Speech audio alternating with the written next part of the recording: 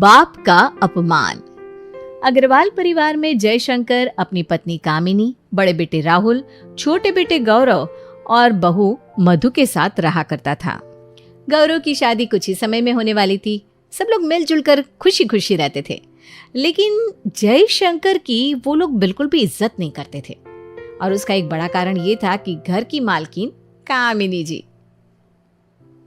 गौरव, तू ये सजावट ठीक से कर रहा है या नहीं? तेरा टेस्ट तो हमेशा से खराब है। आप चिंता मत करिए, मैं देख रही हूँ ना। बस मिठाइयों का ध्यान रखना, मेहमानों के लिए सब परफेक्ट होना चाहिए। मधु, मुझे लग रहा है ये लाल रंग की सजावट अच्छी लगेगी, क्या कहती हो? बिल्कुल मम्मी जी, ये रंग तो सबसे बढ़िया लगेगा। मुझे भी कोई काम बताओ, मैं भी करूँगा। जाओ, तुम जाकर नई चाची के लिए कोई अच्छा सा वेलकम कार्ड बनाओ। यस, अभी बनाता हूँ। अरे वाह, कितनी रौनक हो रही है आपके घर में, बहुत ही अच्छे से सजाया है। मम्मी जी, ये माला कहाँ रखनी है, यहाँ या फिर यहाँ? अरे मेरे सर पे। क्या मम्मी जी, आप भी? मैं तो इसलिए पूछ रही हूँ ताकि कोई गलती ना हो। मेरे देवर की शादी बेस्ट होनी चाहिए। हाँ भाभी, सब कुछ बेस्ट होना चाहिए, आखिर मेरी शादी है। तुम फिक्र मत करो गौरव, सब कुछ परफेक्ट होगा। राहुल, मुझे लगता है कि लड्डू की जगह बालूशाही बांटनी चाहिए। मधु, आओ गुलाब जल लेकर आ जाओ ऊपर से। अरे वो तो मैं पहले ही ले आई थी, आप चिंता ना करो, मैंने सब इंतजाम कर लिया है। मधु, जरा ये सजावट देख लो। अरे लेकिन मेरी बात तो सुनो, बालूशाही ज्यादा स्वादिष्ट होती है। हाँ पापा, हम सब देख लेंगे, आप अपना दिमाग ना लगाओ। अरे बाहर गेंदे के फूल की माला लगाना तो रह गया। हाँ हाँ, जल्दी करो अब। अरे मैं क्या कहता हूँ, जयशंकर को अपने ही घर में ऐसा महसूस होता था जैसे वो कोई बाहर वाला है, उसे कोई भाव ही नहीं देता था। शाम हुई और गौरव शादी की शेरवानी पहनकर तैयार हो गया। शेरवानी नीले रंग की थी और उस पर सुनहरी कढ़ाई थी। भाभी, शेरवानी कैसी लग रही है? बहुत ही शानदार। गौरव, तुम पर ना नीला रंग खूब जच रहा है। गौरव, मुझे लगता है कि कोई हल्का रंग जैसे सफेद या क्रीम होता ना तो वो ज्यादा अच्छा लगता। पापा अब चुप रहो, आजकल नीले रंग का ट्रेंड है। हाँ पापा, गौरव सही कह रहा है। अब आप ना पुराने फैशन की बातें छोड़ दीजिए। बिल्कुल, हमें नए फैशन के हिसाब से चलना चाहिए। जयशंकर की बातों को अनसुना कर दिया गया। वो उदास होकर चुपचाप सबकी बातें सुनता रहा। राहुल, मैं तुमसे कुछ बात करना चाहता हूँ। पापा अभी समय नहीं है, शादी की तैयारियों में बहुत काम है। हाँ मम्मी, अभी आया। राहुल बिना सुने ही आगे बढ़ गया। शादी धूमधाम से संपन्न हो गई थी और अब प्रिया का गृह प्रवेश हो रहा था। पूरे परिवार और मोहल्ले वाले वहां जमा थे। अरे हटो यहाँ से, तुम्हें बीच में खड़ा होने की जरूरत नहीं है। मेरे अपने ही घर में मेरी कोई जगह नहीं है, बाहर वाले वहीं खड़े हैं और मैं साइड में। वाह। अब जब नई बहू की पहली रसोई का समय आता है तो सब लोग अपनी अपनी राय देते हैं। बहू, पहली रसोई में खीर बना ले। नहीं नहीं नहीं, मुझे खीर पसंद नहीं है, सूजी का हलवा बना लो। सूजी का हलवा भी कोई हलवा होता है? बनाना ही है तो गाजर का हलवा बनाओ। मम्मी, चाची से कहो ना कस्टर्ड बना ले। और ये सब छोड़ो, कुछ यूनिक बनाओ। Chocolate cake. ये भी कोई पहली रसोई में बनाने वाली चीज है? आप भी ना क्या बात करते हो। अरे हम सब अपना अपना बोले जा रहे हैं। बहू, तुम बताओ, तुम क्या बनाना चाहती हो? मुझे तो सब सही लगता है, मैं तो कुछ भी खा सकती हूँ। पापा जी ने नहीं बताया, पापा जी से पूछ लेती हूँ। अरे उनसे पूछने की कोई जरूरत नहीं है, तुम्हें जो सही लगे वो बना लो। पर अरे मम्मी सही कह रही है, तुम अपनी मर्जी का बनाओ, आज हम सब तुम्हारी पसंद की चीज खाएंगे। प्रिया को थोड़ा अजीब लगता है कि इन लोगों ने उसके ससुर को ऐसे साइडलाइन क्यों कर रखा है। फिलहाल वो किचन में जाती है और थोड़ी थोड़ी हर चीज बनाकर लाती है। अरे वाह, तुमने तो सबकी ख्वाहिश पूरी कर दी। आखिर पत्नी किसकी है? अरे आखिर बहू किसकी है? आहा, आखिर देवरानी किसकी है? वो सिर्फ मेरी चाची है। बिल्कुल सही, मैं सिर्फ रिंकू की चाची हूँ। अरे पापा जी कहाँ है, वो भी खा लेते। अरे उन्हें छोड़ो। कैसी बात कर रही हैं आप मम्मी जी, वो भी हमारे घर का अहम हिस्सा है, बल्कि मैं तो कहूंगी सबसे अहम हिस्सा है। ऐसा कुछ नहीं है, तुम उन्हें छोड़ो और खीर पर ध्यान दो। लेकिन अरे क्यों इतना फिक्र कर रही हो, वो आएंगे तो खा लेंगे, अगर कुछ बच गया तो। चाची अब दादाजी के लिए अलग निकाल कर रख दो ना। हाँ, मैं यही करने जा रही थी।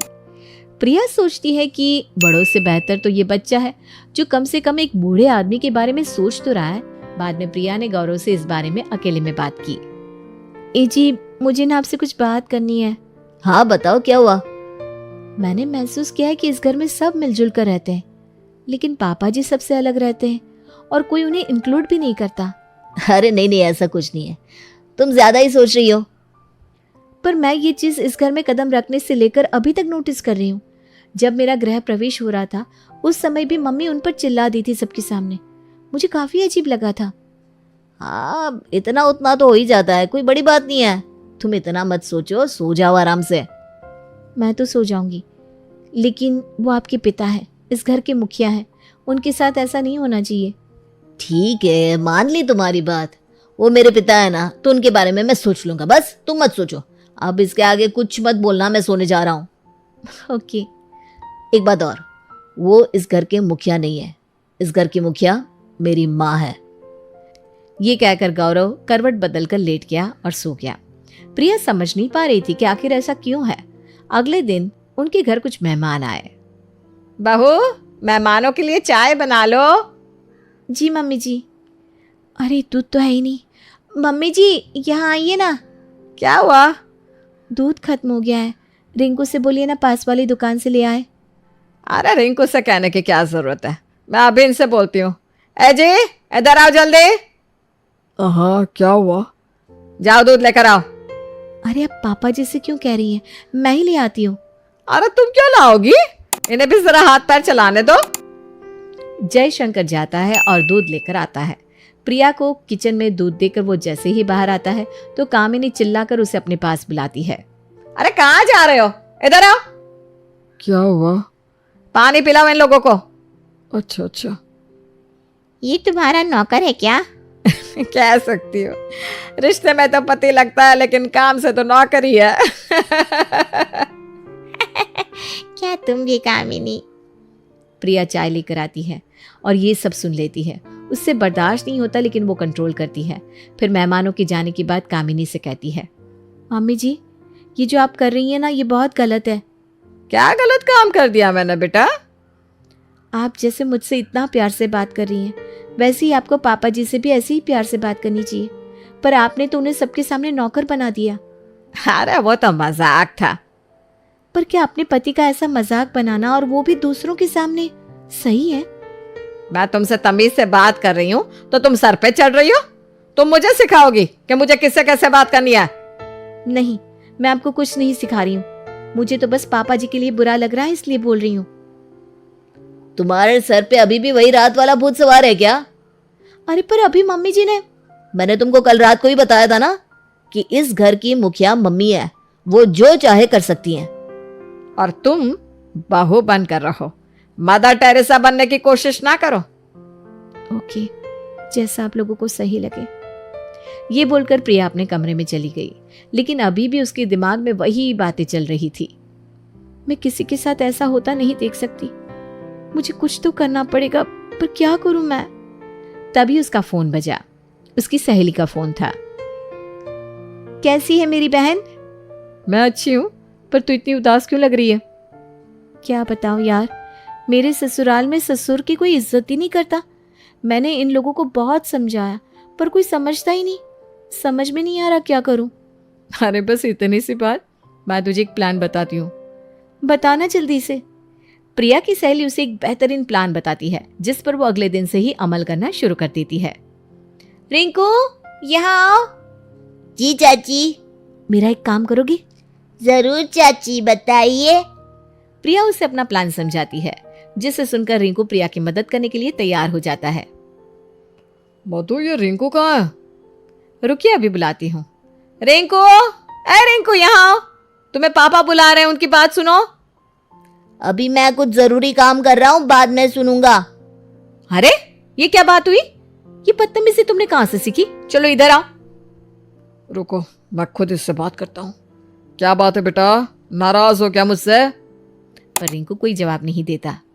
बेटा मैं तुमसे कुछ पूछ रहा हूँ, तुम्हें सुनाई नहीं दे रहा है क्या? और आपको समझ में नहीं आ रहा है क्या कि मैं आपको इग्नोर कर रहा हूँ? गो पापा, मैं होमवर्क कर रहा हूँ। पापा से ऐसे बात करते हैं? माफी मांगो। नहीं, रहने दो मधु, लगता है वो अभी परेशान है। मूड ठीक होगा तो सही हो जाएगा। राहुल जो जयशंकर के साथ किया करता था, अब जब उसके साथ हुआ तो उसे बड़ा अजीब लगा, लेकिन उसे अभी इसका रीजन समझ में नहीं आया था। मधु दीदी, आज कुछ खाना बनाने का मन नहीं हो रहा है, बाहर से ऑर्डर कर ले। बाहर से? लेकिन हाँ मम्मी, प्लीज बाहर से ऑर्डर करो ना। चलो ठीक है, सबसे पूछ लो कौन कौन क्या क्या खाएगा। पापा जी, आप क्या खाएंगे? अरे उनसे क्या पूछ रही हो, मैं बता रही हूँ ना। इनके लिए उड़द की दाल ऑर्डर कर लो। मेरे लिए चाउमीन। और जेठ जी के लिए? उनसे भी तो पूछ लो। अरे उनसे क्या पूछना है, कुछ भी ऑर्डर कर दो उनके लिए। तुझे शर्म नहीं आती अपने पापा के लिए ऐसे बोल रहा है? तो क्या हुआ? थप्पड़ पड़ जाएगा। अरे क्यों मेरे बच्चे को थप्पड़ मार रही हो, क्या हुआ? ये बहुत बदतमीज हो गया है। कह रहा है आपसे पूछने की क्या जरूरत है, कुछ भी ऑर्डर कर दो आपके लिए। बेटा, मैंने तुम्हारी एक बदतमीजी इग्नोर कर दी तो इसका मतलब तुम ये बार बार करोगे? बदतमीजी क्या पापा, मैं तो वही कर रहा हूँ जो आप करते हो। आप भी तो अपने पापा से ऐसे ही बात करते हो, उनके लिए ऐसे ही बोलते हो। ये सुनकर सब लोग एक सेकंड के लिए सदमे में चले गए। प्रिया मन ही मन मुस्कुरा रही थी। हाँ, वो बड़ों वाली बात है, तुझे बड़ों की नकल करने की जरूरत नहीं है। नहीं पापा, मैं तो आपके जैसा ही बनना चाहता हूँ, तो जैसा आप करोगे वैसा ही मैं करूँगा। रिंकू की बातें सुनकर पहली बार राहुल को एहसास हुआ कि शायद वो अपने पिता के साथ गलत कर रहा था।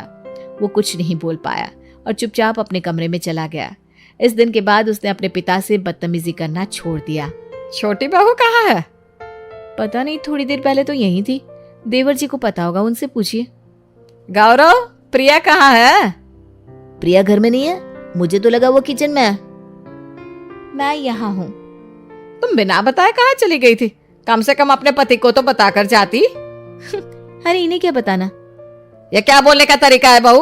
वो तुम्हारा पति है। पति है तो क्या पल्लू से बांध लूं? प्रिया, जबान संभाल कर बात करो। बाहर से थक कर आ रही हूँ, एक गिलास पानी नहीं पूछा और बकवास कर रहे हो। मैं अपने कमरे में जा रही हूँ, पानी लेकर आना। ये बोलकर प्रिया अपने कमरे में चली गई और वो सब लोग उसका मुंह देखते रह गए। अरे ये इस तरह से तुझसे बात कैसे कर सकती है? लगता है बेचारी परेशान है, मैं उसके लिए एक गिलास पानी लेकर जाता हूँ। कामिनी अपना सर पकड़कर बैठ जाती है। उधर गौरव जब कमरे में पहुंचता है तो प्रिया उससे कहती है, आपका बहुत बहुत शुक्रिया कि आपने मेरी बात समझी और इसमें मेरा साथ दिया। मुझे माफ कर दीजिएगा कि मैंने आपसे इस तरह से बात की, लेकिन ये जरूरी है। अरे तुम्हें माफ़ी मांगने की कोई ज़रूरत नहीं है। माफ़ी तो मुझे अपने पिता से मांगनी चाहिए कि मैं आज तक अपनी माँ के बहकावे में आकर उनकी बेइज्जती करता रहा। तुमने आकर मेरी आंखें खोल दी। घर के बाकी सदस्यों को पता नहीं था, लेकिन प्रिया गौरव को पहले ही सब कुछ समझा चुकी थी। ओ हेलो, जाओ किचन से जाकर ब्रेड लेकर आओ। अभी लाता हूँ। ओ हेलो, मेरे लिए चाय निकालो। अब निकालता हूँ। बहू, ये क्या तरीका है अपने पति से बात करने का? और तू क्यों इसकी सुन रहा है? मैं तो बस आपके नक्शे कदम पर चल रही हूँ। आप भी तो अपने पति से ऐसे ही बोलती हैं। और मैं अपने पापा के नक्शे कदम पर चल रहा हूँ, वो भी तो आपकी बात ऐसे ही मानते हैं ना मम्मी। कामिनी को कुछ समझ में नहीं आया कि वो इसका जवाब क्या दे। हमारे माँ बाप ही तो हमारे रोल मॉडल होते हैं, जैसे वो वैसे हम। ये लो कामिनी, ब्रेड जैम लगा दूं? आप बैठिए आराम से, मैं ले लूंगी। अब आई ना लाइन पर। कामिनी को भी अब अपनी गलती का एहसास हो गया था। अब वो भी जयशंकर से तमीज से पेश आने लगी थी, लेकिन एक मधु थी जो अभी भी उनसे बदतमीजी करती थी। सबकी समझ में आ गया, लेकिन ये मधु दीदी के समझ में नहीं आया कि पापा से तमीज से पेश आना चाहिए। ये सिर्फ इसलिए ना क्योंकि ये घर मेरे नाम है, तो मैं घर इनके नाम कर देती हूँ, सिंपल। नहीं नहीं, ऐसा करने से इज्जत कल भी पैसे की थी और आज भी पैसे की ही होगी। कुछ और करना पड़ेगा। मेरे पास एक आइडिया है, घर दीदी के नाम कर दीजिए। ये तुम क्या बोल रही हो? उससे क्या फायदा होगा? आप घबराइए मत, मैं आपको पूरा प्लान बताती हूँ। पूरा प्लान सुनने के बाद सब राजी हो जाते हैं। अगले ही दिन कामिनी वो घर मधु के नाम पर कर देती है। बेटा, अब तो मैं बूढ़ी हो चुकी हूँ और ये जिम्मेदारी और नहीं ले सकती, इसलिए मैं चाहती हूँ कि अब यह घर जायदाद तेरे नाम कर दूं। ये आप क्या बोल रही हैं माँ जी? ये फैसला हम सबने सोच समझ कर लिया है। आज से इस घर की नई मालकिन तुम हो।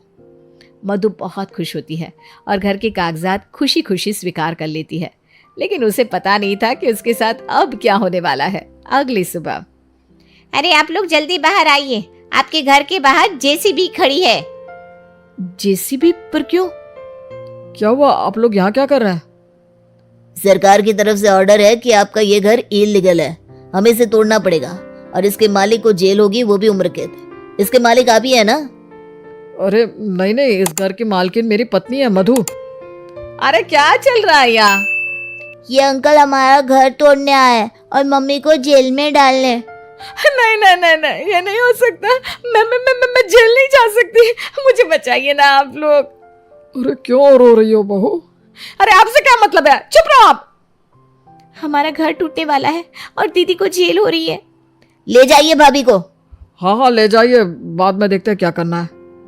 ये आप लोग क्या बोल रहे हैं? नहीं नहीं नहीं, मेरे होते ये नहीं हो सकता। आप लोग ऐसे मेरे घर को नहीं तोड़ सकते। हम इस मुद्दे को कोर्ट में लेकर जाएंगे और अगर आपको किसी को जेल में डालना है तो मुझे डालिए, क्योंकि मैं इस घर का मुखिया हूँ।